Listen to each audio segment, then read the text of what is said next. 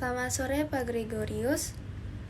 Perkenalkan, nama saya Maria Dinda Mutiara Putri dengan NIM 22C10059.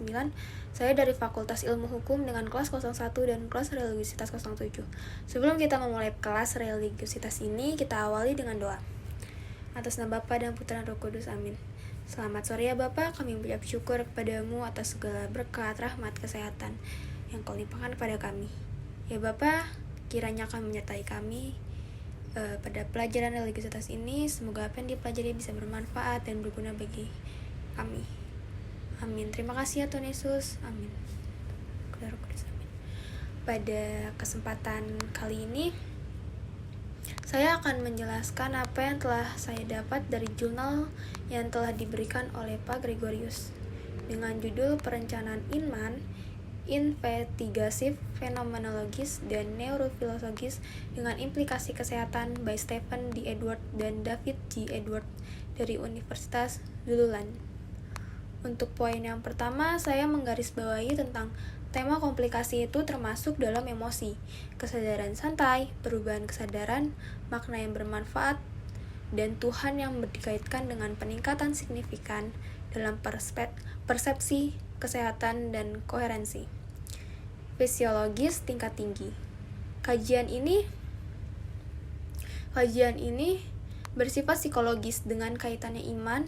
Manusia ini bersifat teologis dalam perhatiannya pada subjek dan atau objek khas dari iman manusia yang dikenal sebagai Tuhan atau ketuhanan dalam istilah Kristen, dalam istilah Kristiani. Kemudian pada jurnal ini dikatakan bahwa baru-baru ini Susan Diss pada tahun 2011 secara konseptual menganalisis iman dalam kaitannya dengan kesehatan dan kesadaran yang berkembang, di mana praktisi perawatan kesehatan dapat mengidentifikasi, menghargai, dan mendukung 4 atribut dinamis dari iman. Untuk yang pertama merupakan suatu pola kepercayaan yang menopang dan hadir di masa depan. Yang kedua, menemukan makna dalam semua keadaan hidup, termasuk kesehatan dan penyembuhan. Dan untuk yang ketiga, merupakan niat kehidupan sesuai dengan keyakinan. Dan yang keempat, untuk saling berhubungan dengan diri sendiri, orang lain, Tuhan, atau alam semesta. Selanjutnya, menurut Neumann, pada tahun 2008, penekanan pada kesehatan sebagai transformasi kesadaran menambahkan dimensi refleksi pada penyembuhan iman yang dapat dinyatakan sebagai berikut. Jika transformasi kesehatan dapat dipengaruhi oleh keyakinan dan kesadaran, maka menjadi lebih sadar akan keyakinan dapat meningkatkan kualitas dan kuantitas kesehatan. Jika ini juga mendekati proses khas yang terjadi di dalam doa, kontemplasi atau meditasi, maka kontemplasi refleksi iman itu sendiri dapat memiliki efek yang sama atau diperkuat pada peningkatan kesehatan. Kemudian tentang istilah teknis, kontemplasi itu dipilih di atas istilah-istilah seperti meditasi dan doa, karena ini paling sesuai dengan pendekatan integral kita terhadap iman. Bagi kami, meditasi biasanya merupakan refleksi tentang interioritas, dan doa biasanya mencakup ketuhanan, sedangkan kontemplasi dipandang sebagai bentuk lanjutan dari meditasi atau doa yang didasarkan pada pengalaman serta memvalidasi wawasan dan firman itu. Kemudian dijelaskan terkait dengan sesi-sesi kontemplasi. Untuk yang pertama, adanya kondisi protes, di mana kita dipersilakan untuk istirahat setidaknya selama 2 menit dengan mata tertutup, tetap diam, dan pertahankan postur tubuh yang stabil, sestabil mungkin. Kemudian kita masuk ke kondisi kontemplasi, didahului dengan pembukaan yang biasanya berkalimat iman memiliki banyak aspek. Ini mencakup pengalaman perilaku, keyakinan, pikiran, perasaan, dan sebagainya.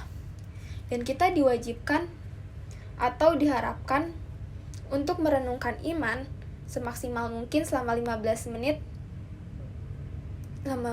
berikutnya yang telah kita alami.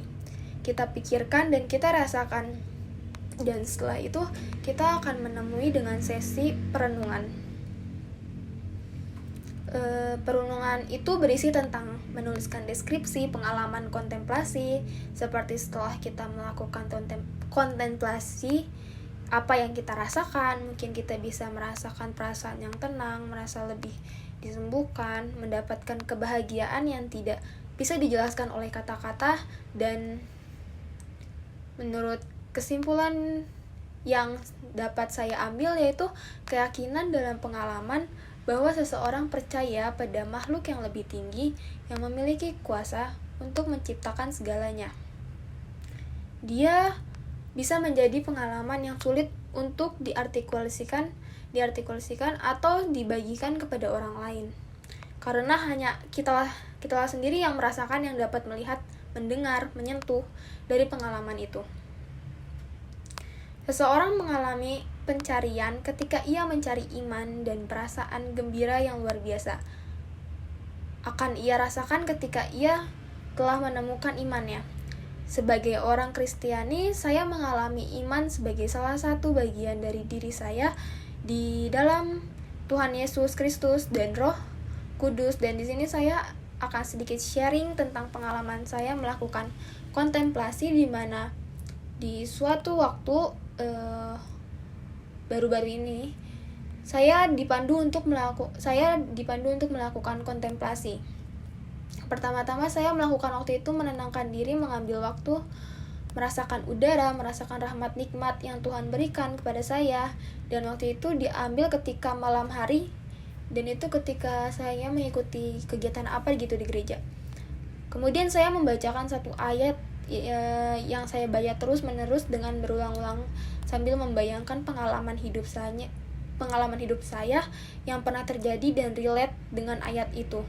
Yang dimana waktu itu pengalaman hidup saya lumayan cukup berat untuk saya jalani. Dan selama kurang lebih 10-15 menit saya menghabiskan waktu dengan kontemplasi. Setelahnya yang saya dapatkan rasa tenang, rasa bahagia, karena saya merasa bahwa beban hidup saya tidak seberat sebelum saya melakukan kontemplasi ini. Sekian dari saya, terima kasih.